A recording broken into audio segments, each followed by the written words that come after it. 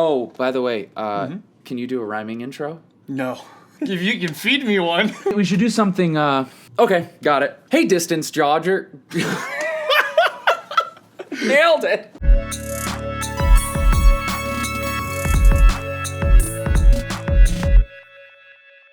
Hey, distance joggers and Christian vloggers. Hey, that was pretty good. Got it. Hey, everybody, my name is John, and welcome to ADITW, A Day in the Word, the internet's favorite Bible study. We're so glad you're here, and I actually can say we because there is two of us today. This is a first on ADITW. I have my good friend Justin here. Justin, for the few people maybe who don't know who you are, why don't you take a moment, introduce yourself. Cool, yeah. My name is Justin, and I can say that I run YouTube's second favorite Bible study. I run a YouTube channel called That Christian Vlogger. I make videos similar to John's, where I get to help you understand the Bible a little bit more, and hopefully to make it practical so you can go and live it out as well. Yeah, and Justin and I, we have sort of known each other via the internet and via YouTube for a while now, and sent emails back and forth, been encouraging each other as much as we can, and finally he was in the Midwest, and so he was kind enough to come and hang out with me for a little bit and hang out with us as we're going to talk today about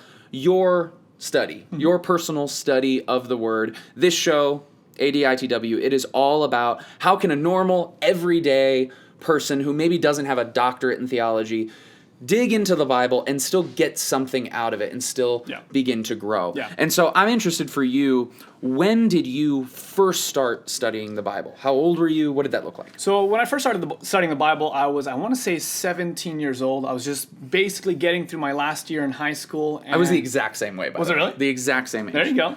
I grew up in a Christian home, but for many of us, that's just like a thing that you do on the weekends, and it's not really something that you think about a lot.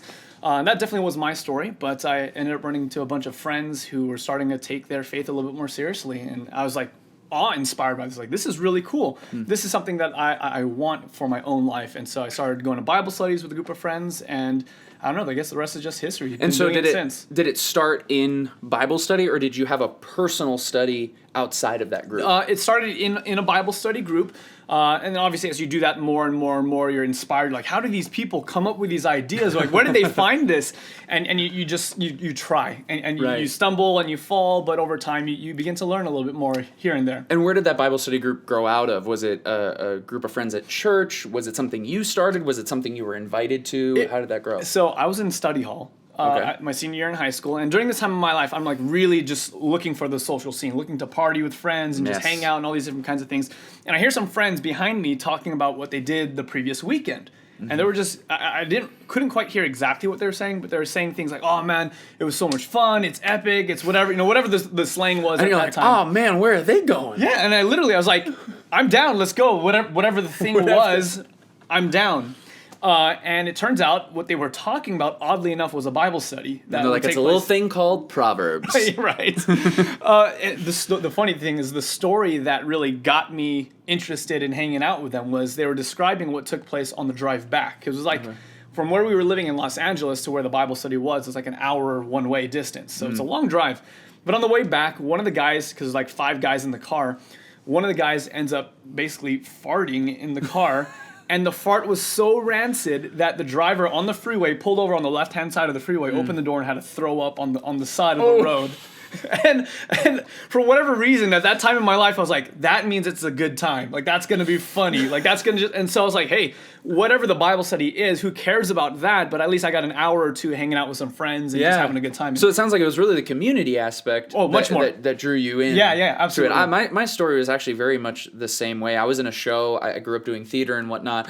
And for me, it was... We had this group of people who were always just kind of showing up early to rehearsal, and we thought, why don't we be a little bit more intentional with this time as we hang out, and let's just show up 30 minutes early, and we'll read a little Bible passage, we'll talk together, we'll laugh, and then when that show was over, we just kept doing it, and it was really because I loved those people, right? That's cool. So then as you got started, whether it was through that Bible study or once you started your own personal study, was it someone in that group, or who has been the person who perhaps has been most influential in your understanding of the word or in your practice of studying it? Yeah.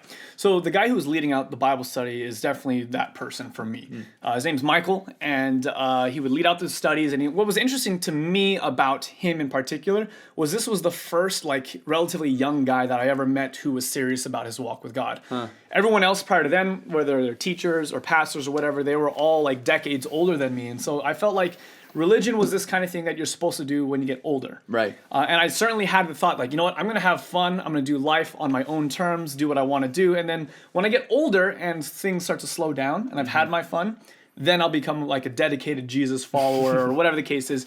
And so that was my plan. Like, that was actually my plan when it came to my walk with God. But then I met this guy and I was like, man, this guy's in his like early 20s. He seems like a normal dude. Like, he's not like one of these socially awkward people.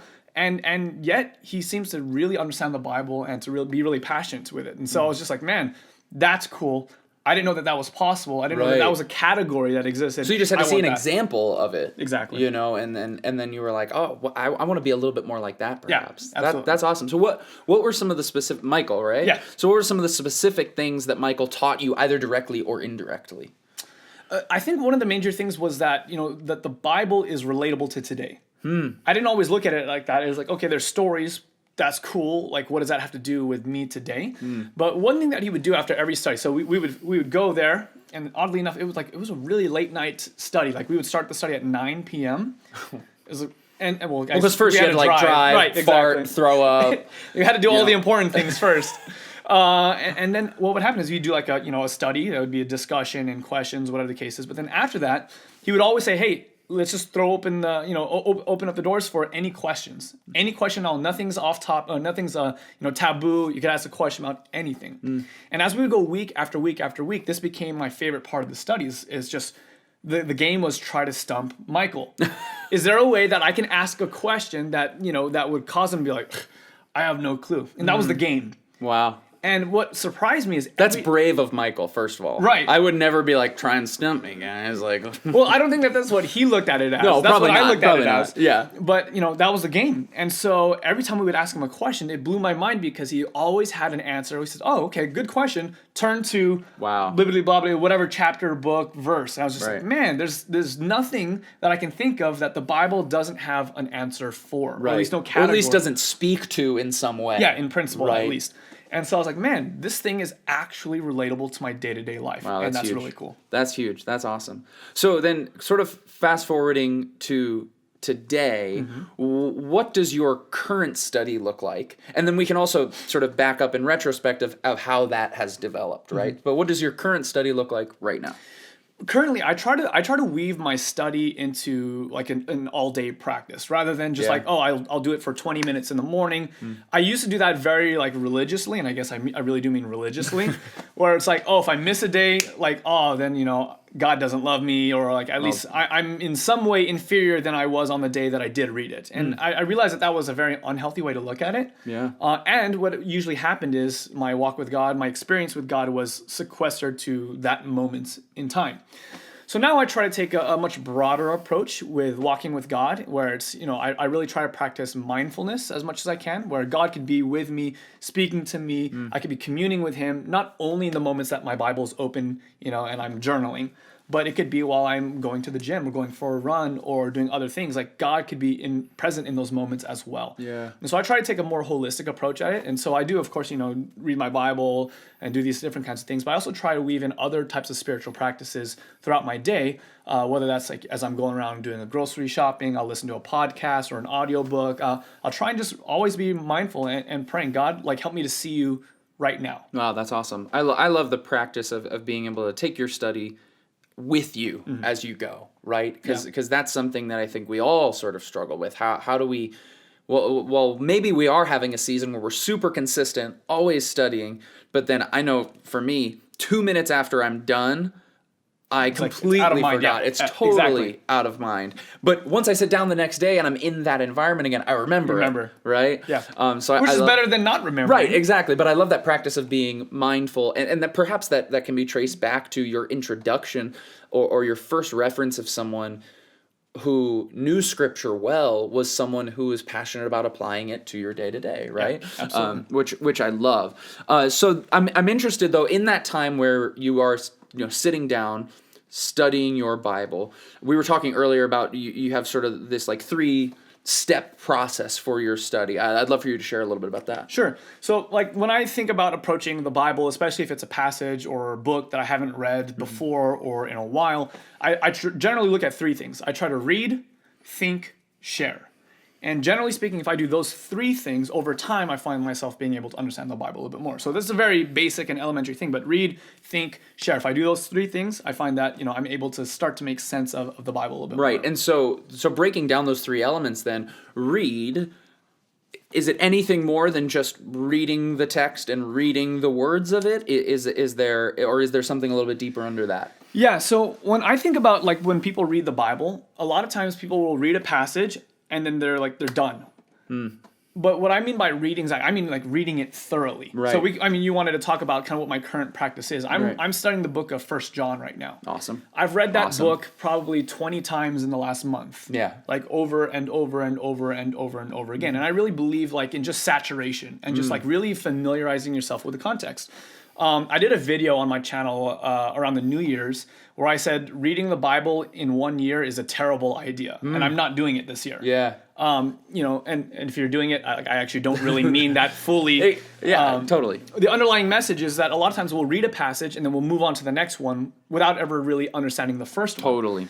And I think that that's really a big challenge with us. If you read like some big word in the scriptures, like, you see the propitiation for our sins when it talks about Jesus, like, okay, cool. And you keep reading, but like, what does that mean? Yeah. Do you know? And if you don't know, then why did you keep going? Why did you keep going? And so I try to take a much slower, methodical approach to the Bible where if I don't understand what I'm reading, I don't move on. Yeah. And I try to really sit with it and read it over and over and over again, really try and figure out what is this text trying to say. Totally. I just did a recent video, a Bible study tip video where I do this thing where I list the facts. So I read a section, right? And anytime I hit a name, anytime I hit a place, anytime I hit a word I don't understand, that gets written down. Yeah. And whether I know what it is or not, Yeah. right? And if I don't know what it is, then I have to look that up. Yeah. Right? I have to look that up and understand it in order to understand the context of the passage and then how it applies to my life, right? Absolutely. So we got read, then we have think. Yeah. What does that look like to you specifically? Well, it's similar to read, and kind of what you were saying. I love writing down questions about a passage.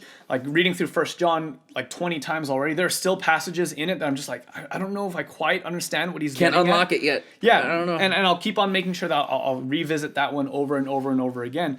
But you have to spend time thinking about the passage. What does it actually mean? And if you're just reading it for the sake of reading, I need to read 8 chapters today in order to stay on track with my reading plan.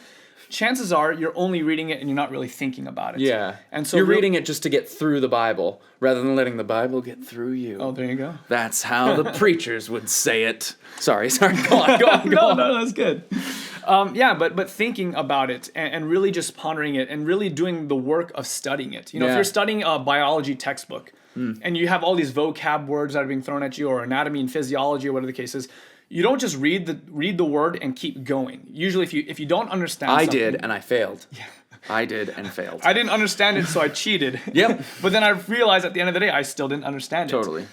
So when I think about the Bible, if I don't understand it, if I'm not thinking about it, then that's where it usually goes in one ear and out the other. Yeah. I think about Psalm 1 where it talks about blessed is the man who meditates on his word day and night. Yeah. Not just who reads it day and night or who regurgitates it day and night because they've memorized it, but who meditates. Yeah. Right? I mean, interestingly, nowhere in the Bible are we commanded to read it. Yeah, that's true. Not even once has Jesus ever told us that we should read the Bible, or has the Bible said about itself that we should be reading it. It does say we should meditate on it. It does say we should study it. We should write. His words are written on my heart. Right. Things like that. And so, in my perspective, it doesn't really matter how much of the Bible you've read before. It's more about what have you actually understood and what have you actually applied. And so, if I have the choice between reading the entire Bible and not really grabbing much from it versus reading one verse but really applying that to my life, I'm going to take the one verse every time because to me that's much more valuable. That's really great. That's really great. So read, think, and then share. What does sharing look like to you? Sharing could be like, you run a YouTube channel and you share a day in the word, and you share what it is that you've studied, or like for my channel, I'm sharing some of the things, but it could also mean just having conversations about those.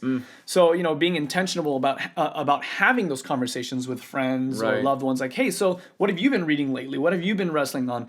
And what I like to do a lot also is, as I'm reading through a text, like write down a bunch of questions, things that I don't understand, and then just ask people their opinions. And who are these people that you're asking? Is it your wife? Is it friends? Is it random people on the street in Portland? Like, who are you asking? Maybe not so much the random people on the street, but yeah, friends, family, pastors, mentors, things like that. Yeah. I'll just be like, hey, I've been reading this. This is kind of what I've been thinking about. Like, am I on track? Am I off? Like, what do you think? And just kind of having someone to soundboard back and forth really helps me. For me, I'm the kind of person that thinks like with a community better. Yeah. When I'm sitting down by myself, like, it's hard for me to come up with extra thoughts, or just like I see it one way and that's the only way I can see it. Wow, yeah. But when someone else shares their thoughts, that's usually what sparks like a new train of thought for me. And so sharing it, whether that's like in an evangelistic way, like I'm going to teach you what I learned, but also just having like opportunities to have genuine conversations. And in like a continuing study sort of way. I like that a lot. I really like that a lot. So in sticking with your personal study right now, that's sort of the umbrella, the big idea, the process, the overall process. Getting into the nitty gritty of it, because these are questions people love to ask, right? Are what translation are you currently using? What translation do you prefer? Yeah. So I right now favor the ESV.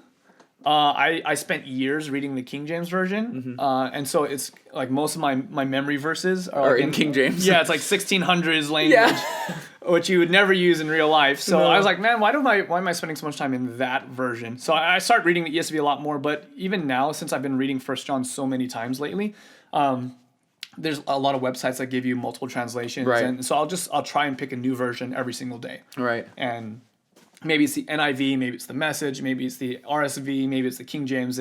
I try and spend as much time in many translations, but if I go back to one single one for like study purposes, it's generally the ESV. Yeah, that's awesome. English Standard Version. Yeah, and so then you kind of mentioned going whether it's to different websites that give you, what other resources are there that you use to help aid in your study, whether it's other videos, things like that? Absolutely. So, like as I'm reading through 1 John right now, I'm also reading a book on 1 John, and I also will reference like say 5 or 6 different commentaries on 1 John. Yeah. So in this effort to understand passage by passage, verse by verse, if I don't understand it immediately, or even if I do understand it, like I think I understand what it means when it says God is love. But then I'll open up all these other resources that I have. There's a really great app on your computer called Logos. It has like tons of resources that you can use. And so I will take 2 or 3 verses for that day. I'll read the entire book, but then I'll focus in on, say, chapter 1, verses 3 to 5. Gotcha. And then tomorrow it'll be 6 to 8 or something like that. And then I'll just go and I'll try and find what have other people written about this passage. What have they already said? Do I agree with it? Do I disagree with it? Why? Yeah. And really just spend time meditating on that passage. Yeah, and who are those commentaries, or where are you finding them? Are these physical commentaries that you own? Are you finding it online? Where are you going specifically for those? Back in the day, it was physical books. Yeah. Like I actually, because I try to do the Bible in a year thing, where you have like some from the Old Testament, some from the New Testament, then the Psalms and Proverbs. Yeah, little Psalms and Proverbs. So I purchased a set of a set of commentaries. It was like a 12-volume set. Like in total, it was like this. It was huge. Yeah, totally. And at that time, I was living as a missionary, like traveling from church to church, like where I was literally sleeping on floors in churches for months at a time. And I carried this giant tome. And you set them out, and then you put your blanket on top, and that was your mattress. No, but every morning I'd have my Bible open, have my computer over here, and like 3 or 4 commentaries sprung about. Wow. And it was all physical books. And I would read a passage and go back and forth from all these different books, trying to understand it a little bit more. And then I found out that Bible software could really make my life a lot easier. And lighter. And lighter. And lighter. And you know, anywhere I go now, I have all those resources on my phone, and so it makes it a lot simpler that way. That's awesome. That's awesome. But yeah, I mean, several of those books, and a lot of them are free, especially if they're commentaries from back in the day, where they didn't have all the copyright laws back then. Yeah. You can get a lot of commentaries for free, so it's pretty nice. That's really great. That's awesome. We're going to take a quick break, and when we come back, Justin's going to do a little rapid fire round, so we'll be right back. Hey friends, I hope you're enjoying this interview with Justin Khoe from That Christian Vlogger. Before we get back to the interview, I wanted to let you know that today's video is brought to you by the supporters on Patreon. Both Justin and myself, we are on Patreon. It is how we continue to grow and do these ministries that we are so passionate about, that I'm hoping have blessed many of you. And so if you visit the link in the description down below, you can click on my link, you can click on Justin's link, and you can help to support these channels. You can help to support Christians who are using this platform called YouTube to hopefully make a difference in the world and make the name of Christ known everywhere.